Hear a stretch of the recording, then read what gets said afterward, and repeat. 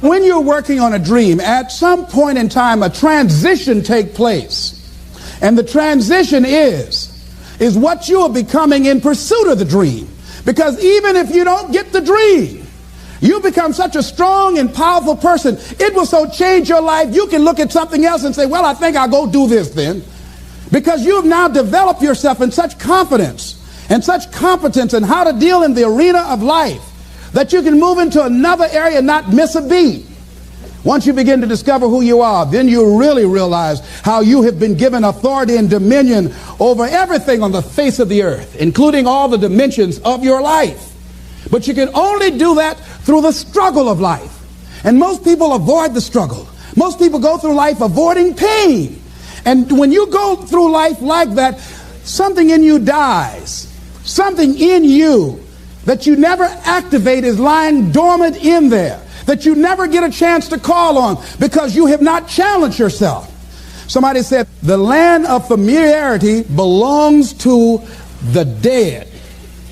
That most people like to feel like they're a king in the area of their comfort zone. They only want to do those things that they know how to do well. Osborne said, unless you attempt to do something beyond that which you've already mastered, you will never grow. So if you want to begin to grow, you've got to put something out here that you can't reach easily, that has got to make you stretch, got to make you jump for it, got to make you get back a little bit and dig in so that you can take a leap for it. And maybe you jump up there and you miss it and you skin your knees and you come back again and you bust your lip next time. But you keep on, and through that process, you learn how to leap higher. You start challenging yourself to dig deeper, and then you discover some things about you that you don't know right now. Some talents that you have in you that you didn't know that you can do. I started out just talking to kids, and now I'm speaking at corporations. Now I'm traveling. I didn't know I can do this, but had I not given myself a chance, and I'm saying to you, give yourself a chance. Here's something else. If you want to begin to make your stuff happen for you, I think that it's very important that you start trusting yourself. Listen to yourself. Listen to that still small voice within you. Don't try and make everything logical. There are some things about life that defies logic, that you just can't explain how the outcome is going to be. I think that's why Paul said you've got to learn how to walk by faith and not by sight. That once you begin to trust yourself and your ideas and your instincts, life takes on a whole new meaning, because now I want you to do that feeling that you are led. Just feel, I am led. I remember the worst speech I had ever given in my life. I let someone exploit a fear that I had. For years I had a tremendous inferiority complex because I'm not college educated. And this person knew this. And she said, let me write this speech for you. You're going to speak at Ohio State University. Those people are very educated there. And they're going to know when you make grammatical errors, and they're going to know because of the substance of your speech that you are not literate. I care about you. I don't want you to embarrass yourself. So this person proceeded to write a speech for me. I had a speech in my mind, but this person was stronger than I was negatively than I was positive about my own thoughts. And I gave my power away. With my permission, I allowed this person to guide me to do something that I really didn't want to do. But I didn't feel enough inner strength and conviction about my skills as a speaker and the message that I had to bring to stick by my guns. And I got up there at the Ohio Union, and I read this straight speech and did not move and did not take my eyes off the page, because I'm not accustomed to reading. And after I finished, some people gave me a standing ovation because I read it extremely well, and I was very tense and I was very nervous. But Boo was with me, and we've been together since second grade. And I didn't want to go on the side of the room where he was. I saw the look in his eyes. And another friend of mine by the name of Mike Williams, and I knew what they were going to say. And they had the look on their face like, what happened to you? And so I didn't go over there. I went over here where I could get some compliments. And these people were saying, you were very good. Oh, thank you very much. I wanted to be fortified before I got this whipping. So finally we were going to the car, and we got in the car, and Boo was trying to be as tactful as he could. And then he just said, that was the worst speech you have ever given. I said, oh, boo, I know. Why did you read the speech? What happened to your spontaneity? You've always been an extemporaneous speaker. Les, why did you do that? When she told me that they wouldn't accept what I said, Les, let them take you as you are. I gave my power away. Ladies and gentlemen, don't give your power away.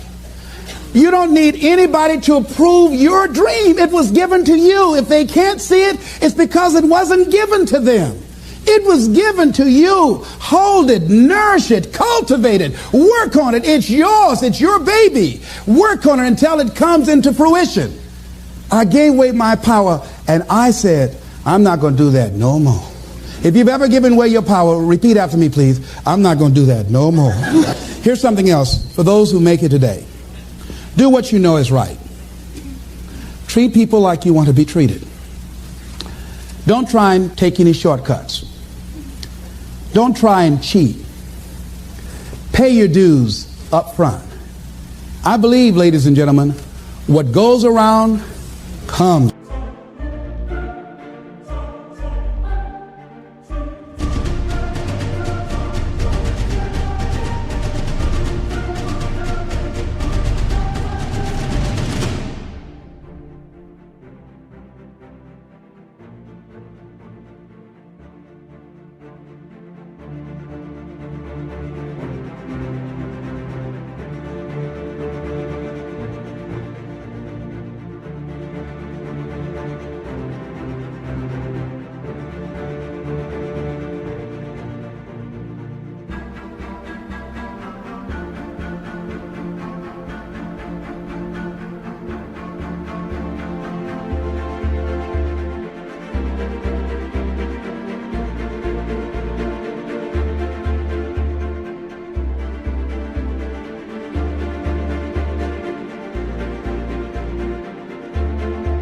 around. You can pay now or you will pay double later. So do the right thing. There might be a tendency sometimes because of the negative part of our consciousness and our own programming for us to want to say, well, I'll just do it this time. It won't matter. Won't nobody know. Ladies and gentlemen, everything matters. And you know you're somebody. You know. I'd rather lose out on my dream doing the right thing than to cheat trying to make a shortcut to get to my goal. I want to be able to look myself in the mirror. And that's what you want to do. There's no saying, judge a man not by what he does, but by that he doesn't have to do. And to judge the true quality of a man is what do you do when nobody's looking. See, there's some good out there for you in the universe that has your name on it.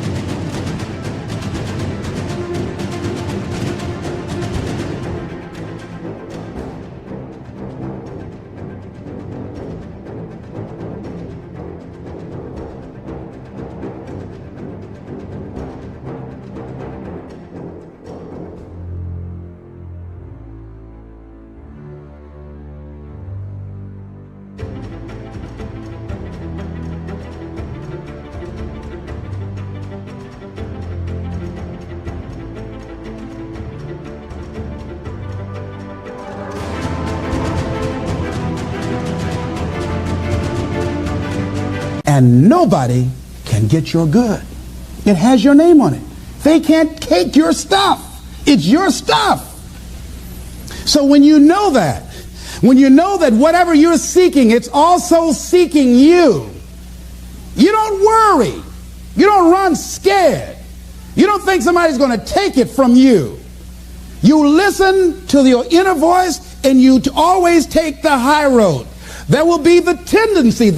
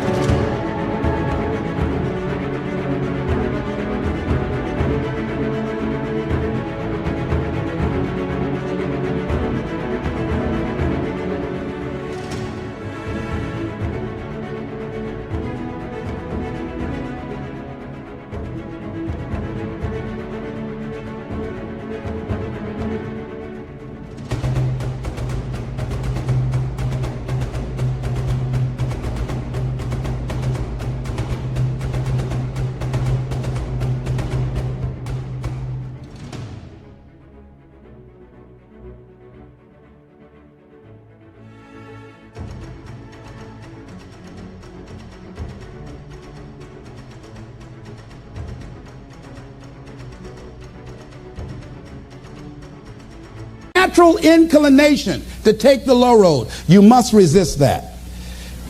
Repeat after me, please. I will always take the high road and do the right thing no matter what. Shake somebody's hand on your right and left and say, do the right thing. Here's something else I encourage you to do if you want to make it today. Keep your agreements. Keep your agreements that you make.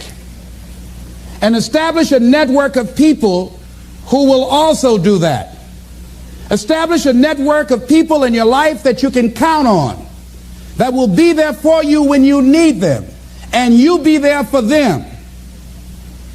And test them sometimes. Find out how many flaky people you've got in your life. Ask them to meet you someplace and say, this is very important for me. Will you be there for me? I need you. And whoever shows up, write their name down. Those that don't show up,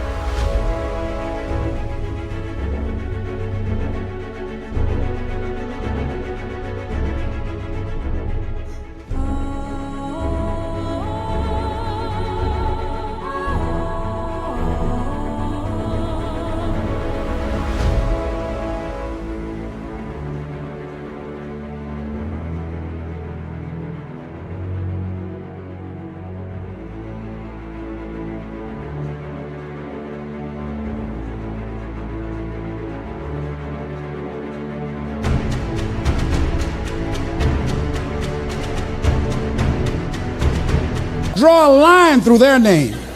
And when they call you, make sure you're not available for them. Are you busy? No. I just choose not to deal with you in this way. Get all the flaky people out of your life. I asked a friend of mine today about a mutual friend. I said, have you talked to him? She said, no. I said, why? He's so negative. I had to cut him out of my life. I couldn't risk having him in my life. In my office, I have a lot of fruit, and I had a basket of apples on the table, and I had a plum that has spoiled. When I picked the plum up off this granny apple, it left a brown spot. You ever heard said one spoiled apple will spoil a whole barrel? One negative person can spoil your whole life.